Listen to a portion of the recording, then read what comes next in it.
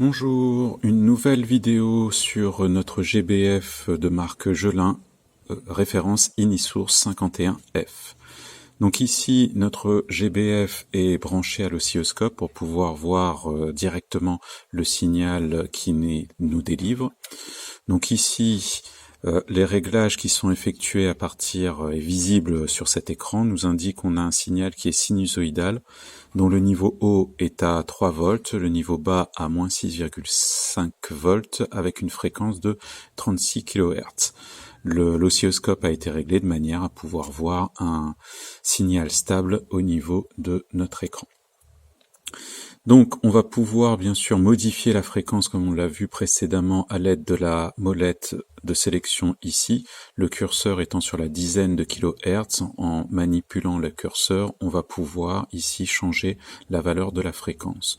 On peut aussi utiliser le clavier numérique qui est ici pour pouvoir donner une autre valeur à notre fréquence. Donc par exemple 30 kHz, je vais écrire 30, je vois que 30 est affiché à l'écran, et si je veux kHz, je vais appuyer ensuite sur le bouton correspondant, c'est-à-dire F2. Et donc là, j'ai un signal à 30 kHz. En appuyant sur les boutons qui sont ici, je vais pouvoir modifier donc ce qui est en surligné ici, dans la case correspondante. Donc là, je peux changer la fréquence, mais en appuyant sur le bouton F1, maintenant, je peux aussi changer la période de mon signal. Pour F2, je vais pouvoir modifier soit le niveau haut, soit l'amplitude de mon signal. Pour le bouton F3, je vais pouvoir modifier soit le niveau bas, soit le décalage de mon signal.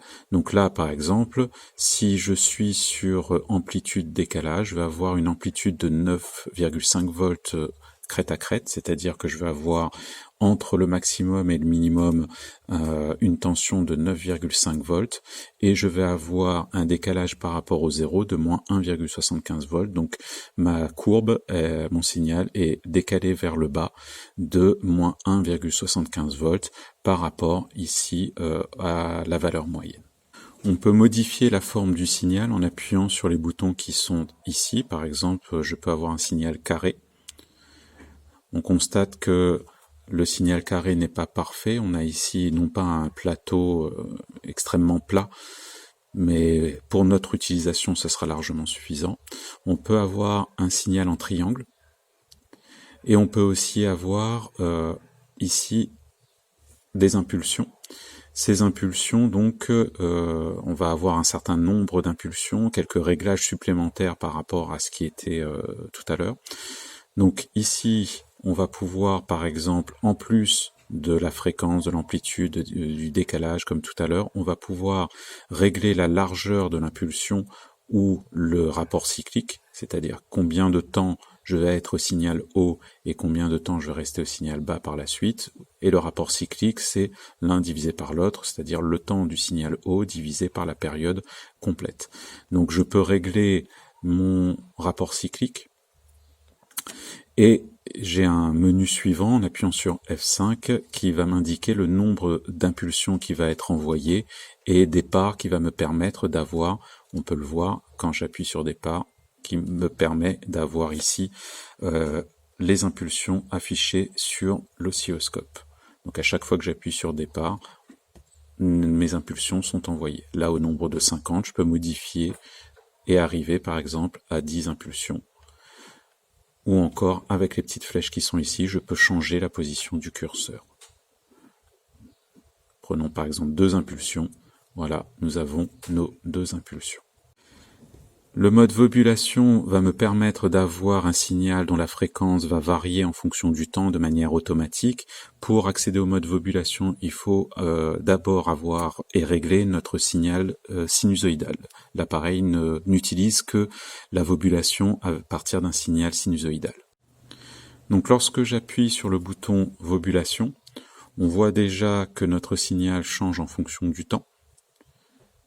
Donc la durée de vobulation ici est réglée à 500 secondes. Donc je vais aller de la fréquence minimale ici de 1 Hz à la fréquence maximale ici de 100 kHz en 500 secondes.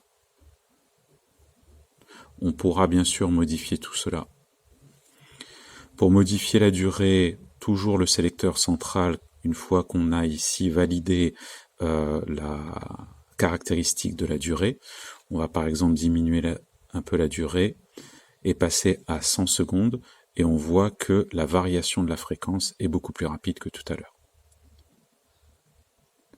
Le bouton F2 me permet de définir le type de variation, soit une variation linéaire, donc dans le temps, la fréquence va augmenter de manière linéaire, ou soit une variation logarithmique, ce qui veut dire que dans le temps, la fréquence va augmenter de façon logarithmique.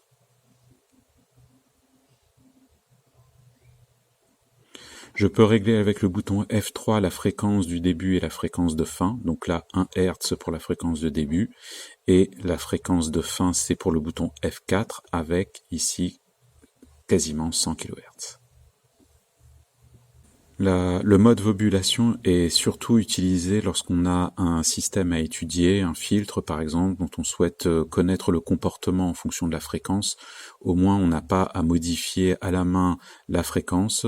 L'amplitude restera toujours la même, mais par contre, du signal d'entrée, mais par contre, la fréquence de ce signal va être modifiée au fur et à mesure du temps, ce qui nous permet d'étudier la réponse en fréquence d'un système inconnu.